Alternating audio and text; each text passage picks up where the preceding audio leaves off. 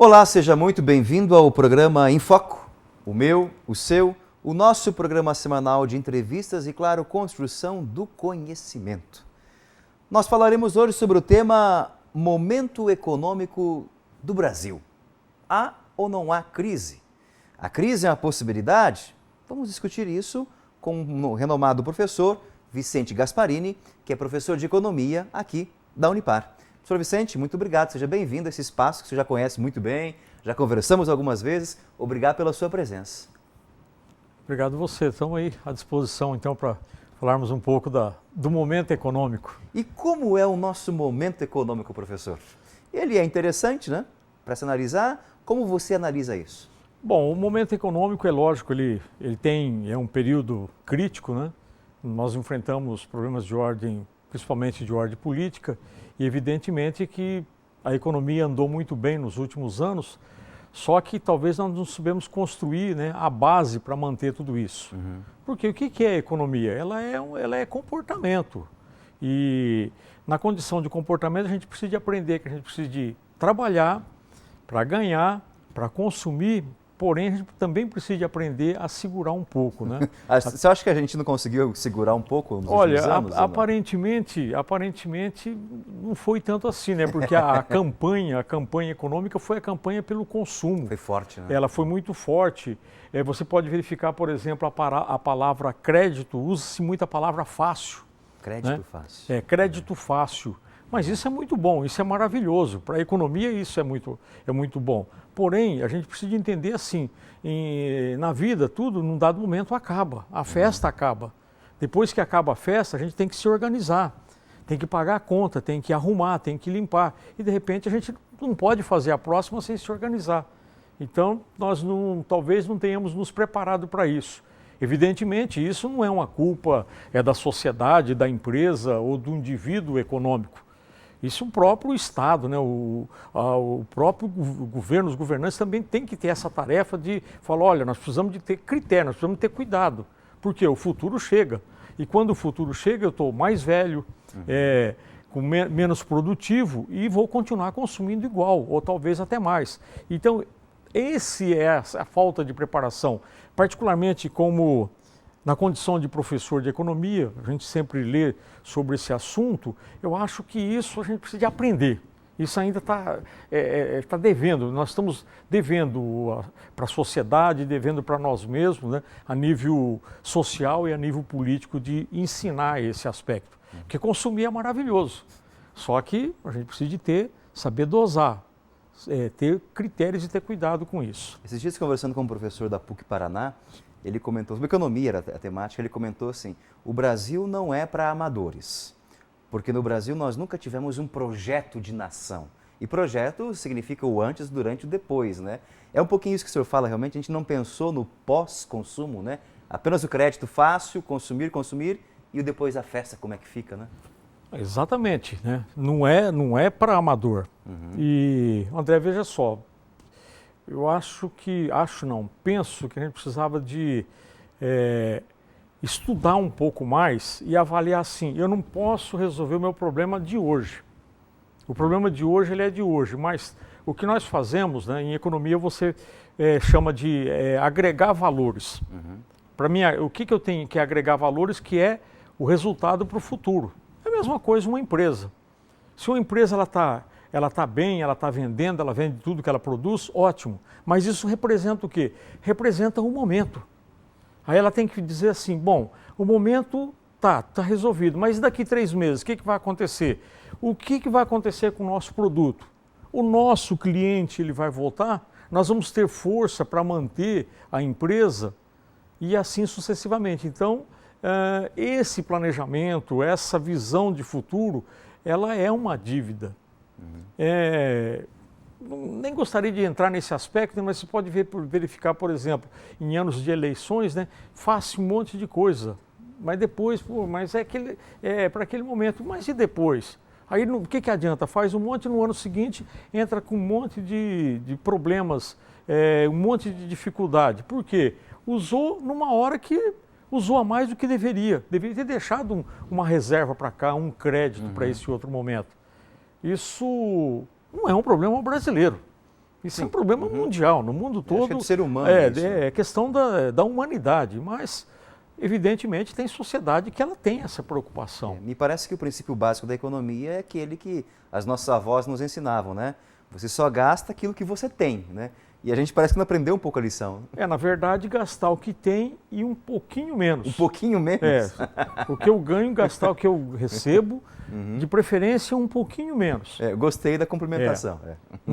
Seja o que for. É 1%, 2% ou 10%, tudo bem, mas que não bata tipo assim, foi 100, foi 100. Não. Se foi 100, 99, 98. Por quê? A gente vai construindo alguma coisa para o futuro. Mas isso é uma tarefa difícil, viu? Sim. Não é uma tarefa simples para a gente primeiro aceitar, né? Porque, evidentemente, as pessoas trabalham, se as pessoas têm um dinheiro, elas têm o direito de consumir. É bom consumir, é bom conseguir comprar um produto novo, uma roupa nova, poder sair e comer uma comida diferente, fazer uma festa com os amigos, tudo isso é maravilhoso, isso é importante se fazer. Nós não podemos perder também isso, né? Economicamente. Uma neurose, né? Olha, nós não podemos mais fazer isso, parou, acabou. Não é bem dessa forma. Porém, a gente precisa de saber assim, dosar. Olha, eu não posso comprar uma carne de 20, mas compra de 15, compra de 13. Mas não é tipo ou tudo ou nada. Como é que é os extremos? Nesse sentido, a crise, digamos assim, ela é pedagógica, ela nos ensina? Com certeza. Ela nos ensina pelo seguinte fato, André, porque nós estamos aqui em 2015 falando de uma crise que ela é bem mais suave, bem mais tranquila do que aquela da década de 1980, onde tinha aquelas inflações avassaladoras de 80% ao mês, em que você não tinha alimentos, não tinha... De manhã um preço, à tarde era outro? De manhã, né? Exatamente. Você tomar um café hoje, amanhã é outro preço. E o que existe de vantagem no Brasil hoje? Que tem muitas empresas, muitos empresários que aprenderam durante esses 20 ou 30 anos e que hoje conseguem ajudar a manter, a segurar a economia. Você pode verificar, por exemplo, tem empresas que precisando demitir, mas já fizeram um cálculo assim, mas se eu precisar daqui a 6 meses? Elas estão tentando... Planejamento. Planejando e tentando segurar essa força de trabalho, exatamente porque sabe que lá na frente vai custar mais. Só que não dá para saber até quando dá para fazer isso. Mas isso é importante. É uma visão diferente de mundo, uma visão diferente de país. Isso, pelo menos nós temos isso hoje. É uma construção que não é tudo, mas que já foi feita aí nesse sofrimento aí, digamos aí que de 1980, que foi uma década perdida, né, economicamente perdida, mas que depois de 90 e de 2000 para cá, algumas coisas foram feitas e bem feitas, né, mas não tudo. Professor, me parece que 2008, 2009 nós tivemos aí uma crise mundial, né? A crise do Brasil, se pode dizer que é crise, é o momento econômico que nós passamos. É reflexo desse momento anterior? Sim, com certeza, né? Porque o que aconteceu em 2008, 2009? Como a crise ela foi mundial e alguns recursos, teve dinheiro de alguns países que ele saiu migrando, porque você sabe que dinheiro ele vai procurando lugar fácil, né? É igual o rato procurando toca, né? Exatamente. Nós estamos dormindo aqui no Brasil e a bolsa de Tóquio está rodando, né? A hora que eles vão dormir, aqui abre, Nova York abre e fica 24 horas. Então o dinheiro ele vai procurando os caminhos que são bons. E evidentemente que em 2008, 2009, nós tivemos aí um derretimento de bolsas de valores pelo mundo, né? Super desvalorização em bolsa até de renomada na Alemanha, Estados Unidos e assim sucessivamente. E o que aconteceu? O país do tipo do Brasil, como ele tinha potencial para consumo, esse dinheiro veio para cá. E não é muito bom você ter dinheiro fácil, porque um dia você tem que pagar por isso. Olha que interessante, né? O leigo já acharia um bom momento, né? Sim, sim. Tem que cuidar, tem que ter reservas. Mas é bom, se você tem um crédito maravilhoso, chega lá, aquele crédito dá para fazer tudo, ótimo, tá? O dinheiro fica fácil, mas um dia alguém cobra essa conta. E na hora que vai cobrar essa conta, aí será que nós fizemos tudo o que precisava? Porque foi um grande momento, por exemplo, de 2008 para cá, da gente crescer muito em infraestrutura no país. E nós não conseguimos crescer no nível da entrada de recursos e no nível de consumo. Se nós tivéssemos crescido em infraestrutura na mesma velocidade que nós consumimos, tudo, O que nós teríamos hoje? Nós teríamos muito mais estrada, mais portos, mais aeroporto, né? Talvez mais escolas, mais hospital. Mas isso daí ficou, essa tarefa não foi acompanhando. E evidentemente, uma hora, aquilo lá veio de encontro. É como um vento, ele bateu e veio trazendo, tá? Aí quando está ventando, está ruim, você corre para o melhor local. Mas da hora que chega, aí vai pegar de alguma forma. Portanto, 2008, 2009, nós escapamos da crise por quê? Porque nós tínhamos potencial para consumo interno. Esse é o grande motivo que nós escapamos da crise naquele momento. Exatamente. E diga-se de passagem, o próprio governo brasileiro, ele fez um bom trabalho nesse aspecto, investiu de nisso, incentivar. Né? Vamos consumir, tudo bem, está tudo certo. Porém, deveria ter cuidado do seguinte aspecto. Vamos consumir, só que, igual nós falamos agora há pouco, menos, um pouquinho. Se é 100, não é 100 que vai, é 99, 98. Segura um pouco e vamos verificar o que tem lá na frente. E um outro fator que é muito, não vou dizer preocupante, mas que precisa ser pensado é o seguinte.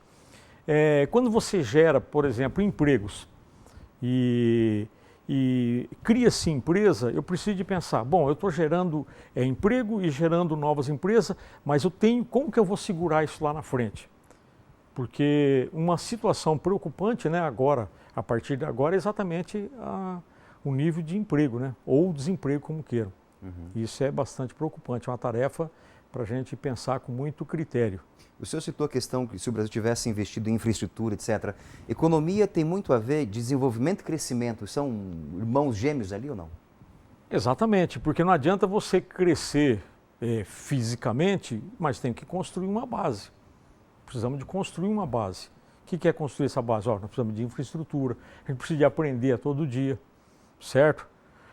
Não adianta eu criar uma empresa e não investir em treinamento e desenvolvimento, certo? O que é treinar e desenvolver? Colocar o empregado para estudar, para aprender, para pensar no futuro.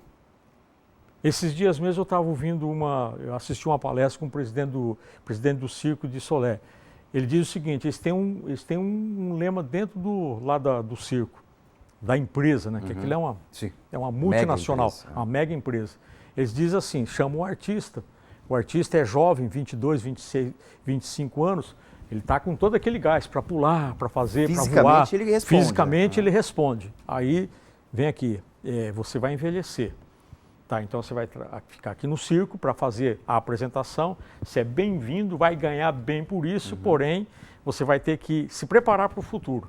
Porque vai ter um dia que você não vai poder voar mais aqui. E você vai estar vivo. Você vai ser um ser que vai estar consumindo. Você é um indivíduo econômico que vai precisar de comida, vai precisar de casa, vai precisar de aposentadoria. Então você vai começar a preparar agora. Você vai fazer duas coisas. Apresentar e se preparar para isso. Eu falei assim, nossa, achei assim uma coisa... E isso falta na maioria das empresas no Brasil? Falar que falta seria uma injustiça, né? Porque tem muita gente que investe, que perde o sono com isso. Mas, evidentemente, que tem, né? Isso é lógico que tem empresas, a gente conversa com empresários que, né, não deixa isso para frente, deixa isso para o futuro, né? Mas não custa, eu pegar aqui e falar, eu tenho um valor aqui, separa aquele valor e não coloca aquilo lá como despesa, como custo. Fala, isso daqui é para o futuro, é para ensinar um jovem, para ajudar um jovem a fazer uma faculdade, fazer uma pós-graduação ou fazer uma viagem para conhecer algo novo, que seja uma viagem nacional. Isso é de extrema importância para qualquer um, né, para qualquer empresa e para qualquer família. Isso tem que tirar o sono, isso aí tem que tirar o nosso sono, tem que tirar o meu sono, o seu, aqui da escola, dos pais, dos empresários. Não podemos ir dormir tranquilo sem, tá tudo bem, hoje eu vendi, paguei as contas tal, e daí? O que nós deixamos para depois? Na sua opinião, professor, hoje se fala muito nos meios de comunicação, e às vezes até com um certo exagero, que nós estamos numa crise ferrenha econômica, né? É tão feio o bicho como pintam assim mesmo, não? Evidentemente que qualquer crise ela é feia, mas se nós compararmos com o que já aconteceu em épocas anteriores, né? Você pegar ali a década de 1970, toda aquela crise de petróleo, né? O mundo fechado, né? Basicamente antes da globalização, a inflação brasileira da década de 1980, nem se compara. O que tem agora nem se compara. A diferença ela é o seguinte, André, a diferença é que agora a gente tem condições de sair. Sim. Tá?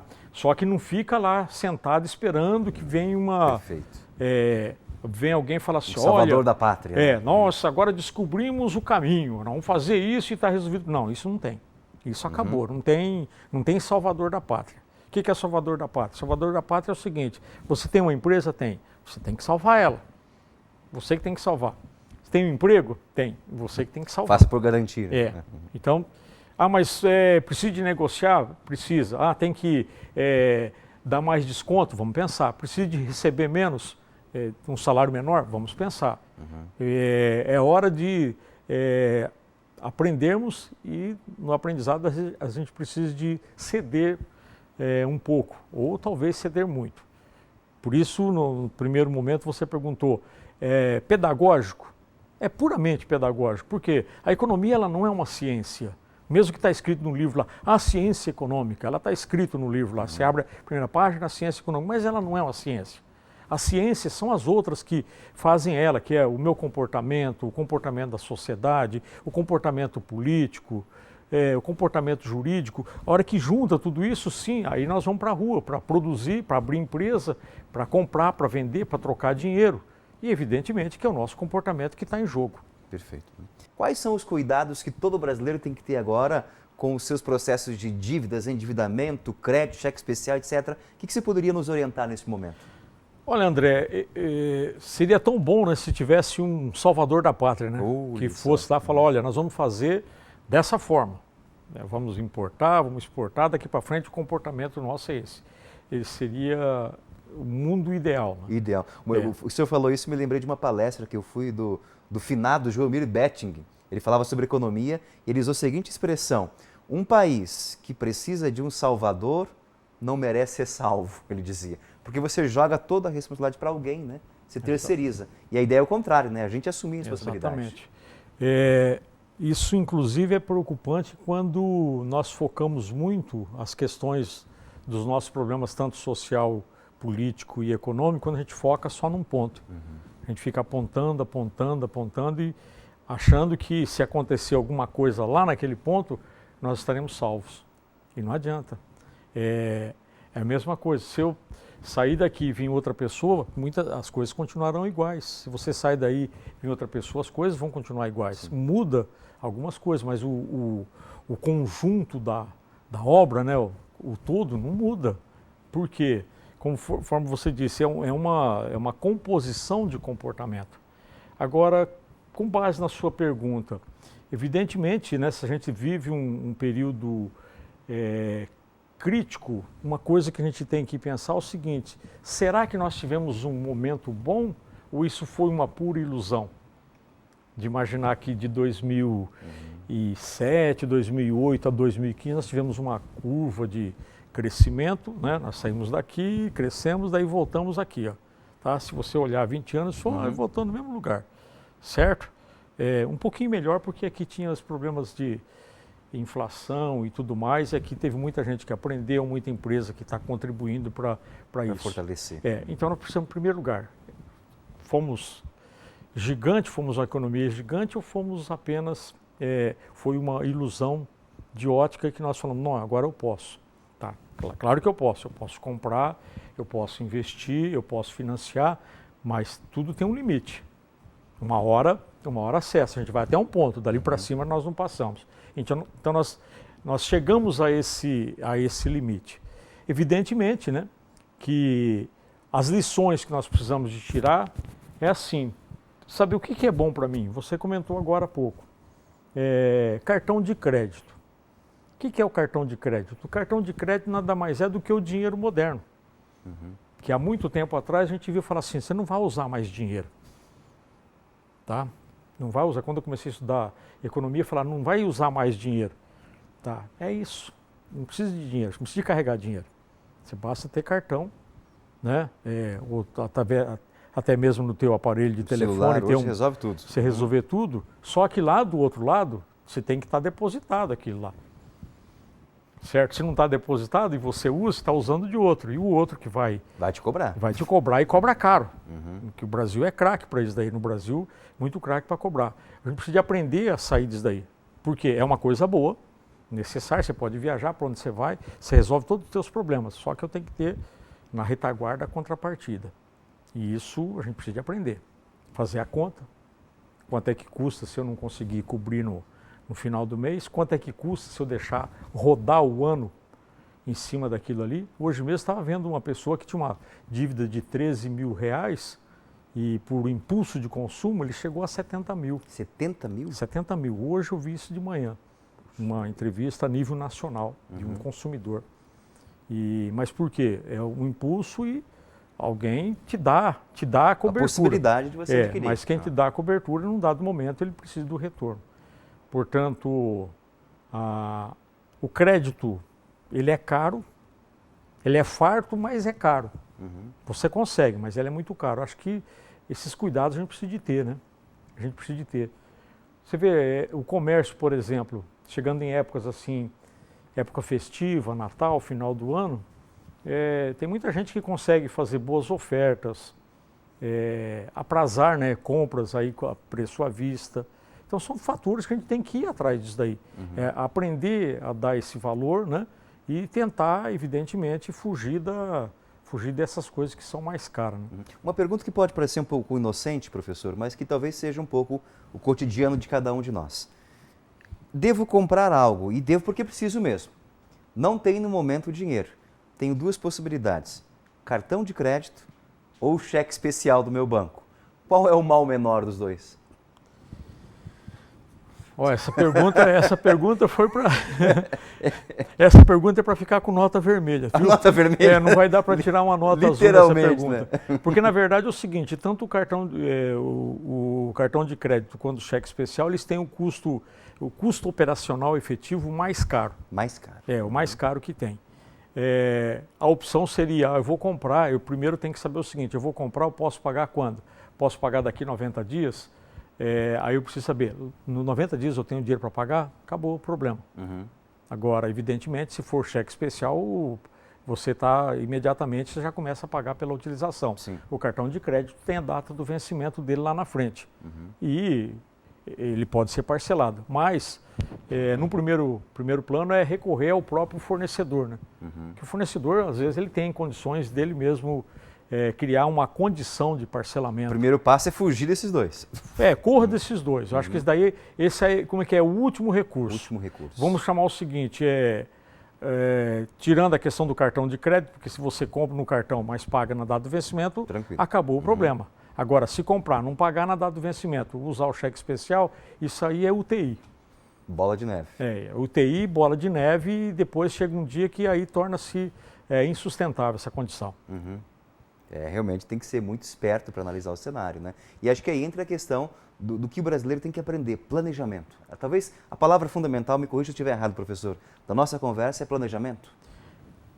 Planejamento financeiro, né, o planejamento econômico e principalmente pensar no que eu estou agregando para o futuro. Se eu sou patrão, se eu tenho empresa, se eu sou empregado, se eu sou fornecedor, dizer o seguinte, o que eu faço hoje? Tudo que eu faço hoje, o que sobra para o futuro? Pode não sobrar dinheiro, mas pode sobrar crédito, pode sobrar confiança. A gente precisa de ganhar em confiança um empresário, o empregado e também quem está lá na condição de gestor público. Né? Porque se tiver confiança, se nós aprendermos, né, conseguirmos confiar um no outro, a gente vai longe com a nossa economia. Mas é uma tarefa difícil, hein? Sim. Isso não é brinquedo e não é para amador. Não é para amador. Professor, muito obrigado pela sua presença, pela sua confiança no nosso bate-papo aqui, por nos ensinar algumas questões desse momento econômico do Brasil. Volte sempre, a cadeira é sempre do senhor aqui. Obrigado. E obrigado a você pela audiência. Até o próximo programa. Um forte abraço. Tchau, tchau.